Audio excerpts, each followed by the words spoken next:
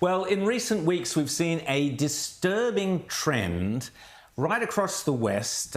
Previously sympathetic Western governments, Europe, Britain, even the States, are beginning to turn against Israel. What is going on? Joining us to discuss this, great thinker, great man. You can see him often on Rita Panahi's show, but he was here in this very studio 6 years ago. Great author, great friend, Douglas Murray. Great to have you back in the Outsiders studio, Great Douglas. to be back. You've been, you're here in Australia. You're appearing tonight at the Enmore Theatre with Josh Zepps. He's another fantastic guy. That'll be absolute must-watch. In uncomfortable conversations, something you've had many of recently. One in particular I want to ask you about what's going on with David Cameron in particular and Israel. Your reporting from both Gaza and Israel in the aftermath of October 7th was superb. Let me just say that.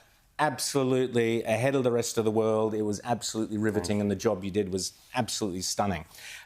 You were recently in South Africa, so I just want to play a bit of this clip, which was just such great viewing, and you can tell us. So you were arguing about the ethics of, the conflict.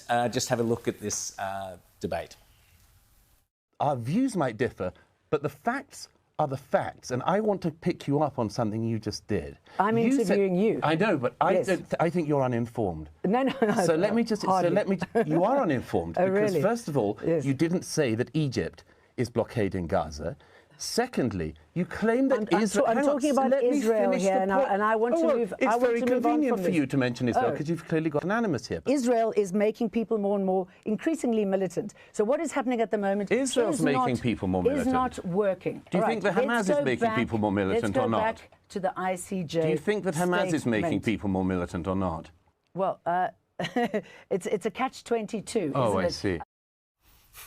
So, Douglas, why does the West, so many people in the West, struggle with this moral equivalency? They can't see the difference between the horrors and the evil of October 7th and the necessary self-defence that's taking place in Gaza. Why is the West so conflicted or confused? Well, I'm not sure that lady in question represents the West. She's a South African journalist who, it turns out, used to work for Al Jazeera.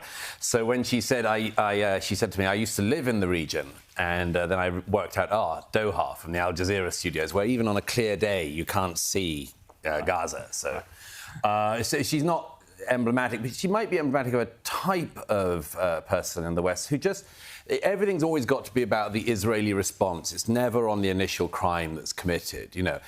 These are people who, to coin a phrase, always mix up the firefighter and the fire.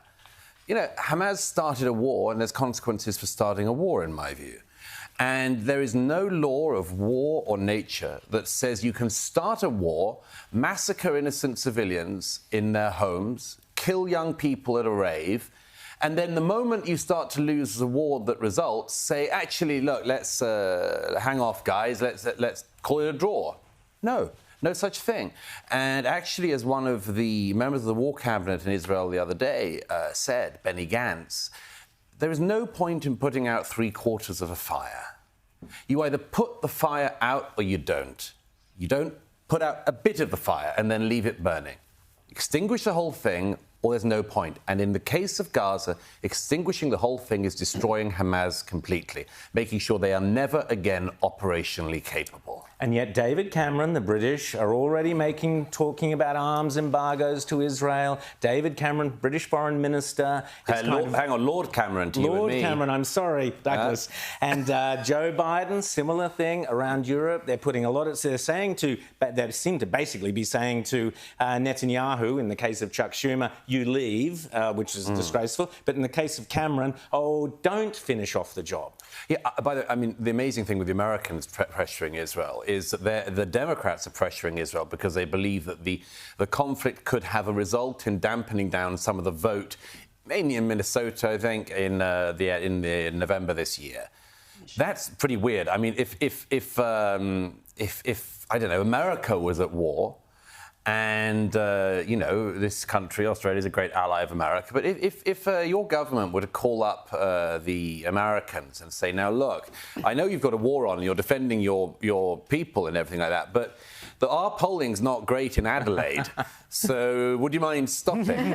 I mean, who would do that? Who would do that? If Benjamin Netanyahu called up David Cameron and said, now look, you know, we don't agree with British foreign policy on some stuff and our polling's bad in Caesarea, well, what kind of a way is this to act? So the first thing is, yeah, the Americans are doing it for some rather cynical and short-term domestic political reasons.